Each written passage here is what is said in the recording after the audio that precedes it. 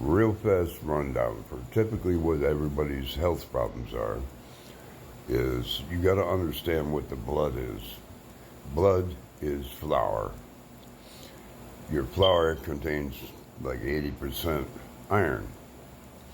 And what happens is when it goes in the bloodstream and everything else, your liquid congealed fats, which is your onion rings, french fries, and greases like greasy chicken and all that, that is what gives it steroid effect, where it shoves it toward your muscles, and then the lactic acid coming out of them shines the iron, and then it goes the other way, carbon carrying.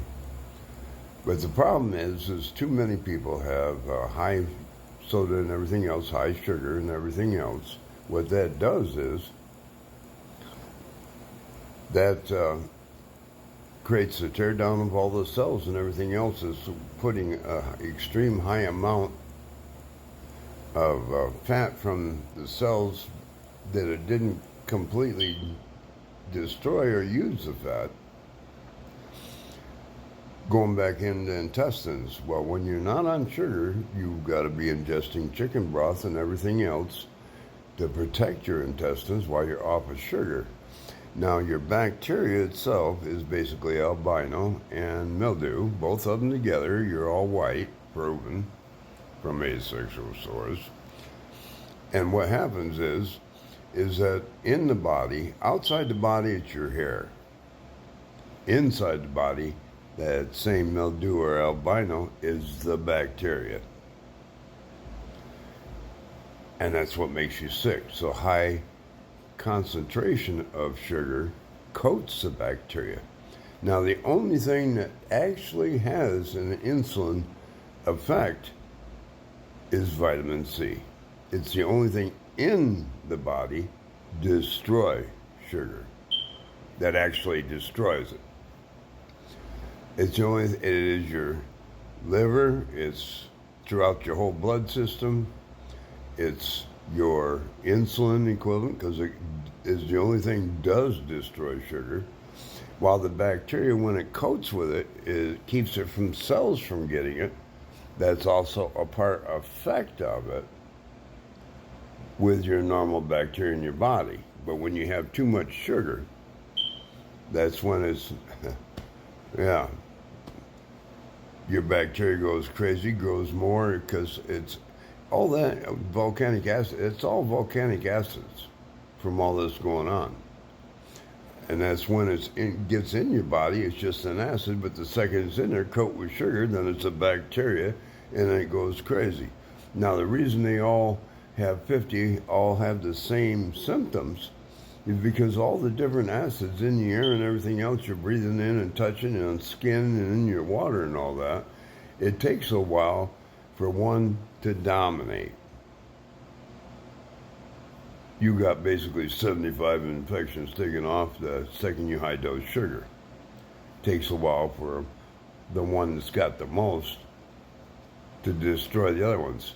They said they had bacteria eating bacteria.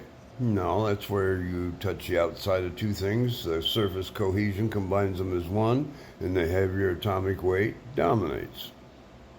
But it's still just mildew and bacteria and albino bacteria. And that's also the main thing that's the problem. They thought the blood was made in bone marrow. It isn't. Your bone is just calcium, nothing else. Calcium attracts calcium. The reason it's when you're first starting to grow up, it is basically cartilage, where they call green bone. It's basically cartilage. And then as the time goes on, it erodes away with the acid you eat, and then starts depositing calcium, and calcium attracts calcium. Now, the typical problem when you have all the anemias, everything else, leukemia and all that don't work, is when you aren't eating the different types of flour, you aren't eating onion rings, french fries, and greasy chicken, which also is you're all white. The congealed fat stays congealed at room temperature. Well, that's what they call blacks, when you're all white, have more of those greasy chicken congeal at room temperature greases. That when you get out in the sunshine, high amount, and stay there, it's hot enough to melt that to get in the skin, but then once you're out of the sun, it stays there because it's congealed. And it stays there until it warms up enough to slowly go back the other direction. And they call it melatonin, but no, it's just your grease, your congealed fats. That's why whites get a tan and you're all white. But anyhow, and that's all true. But the main biggest problem here with leukemia and all the rest of them is you aren't eating the right foods. But you also got to be careful because that flour is also Elmer's glue. Then you got your greases in there, and then you also got your calcium. So when you get flour sticking on arteries and veins, then you got it hitting with grease, that water doesn't dissolve, then it's stuck there. That's why you got to have 3 times a day high vitamin C to keep your circulatory clear all the time. Well, it's also your immune system. It's also your insulin. It's the only thing dissolve sugar that actually destroys the insulin effect.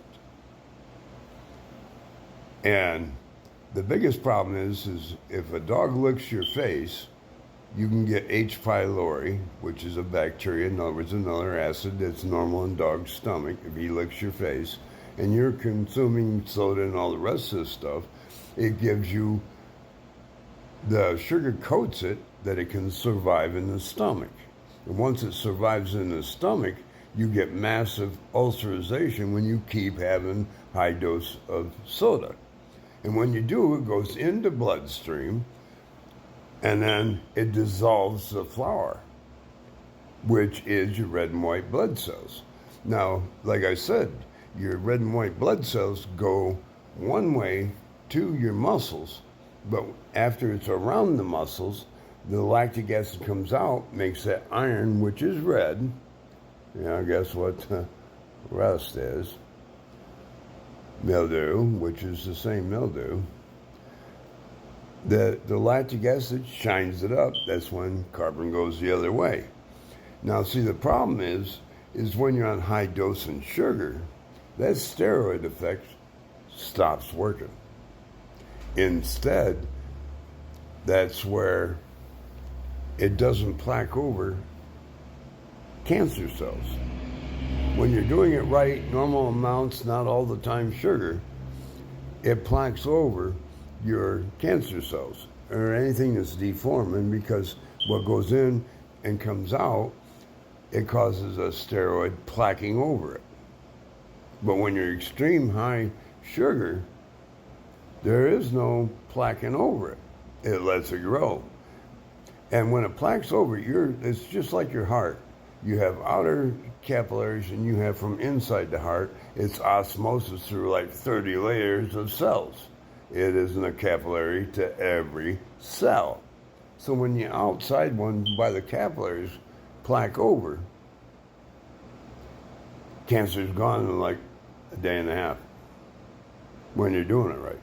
And it rapidly shrinks in 4 to 6 hours, same as muscle damage. The first time that you consume sugar, and you haven't in a while, in 4 to 6 hours, you got half muscle bulk destroyed in 4 to 6 hours. That's how bad sugar is when improperly used. But to get rid of the H. pylori, it's just avoid the sugar. Anytime you're going to be around your dog, don't let it lick your face. And then that's enough for right this. I'm running out of time on this one, but the effect of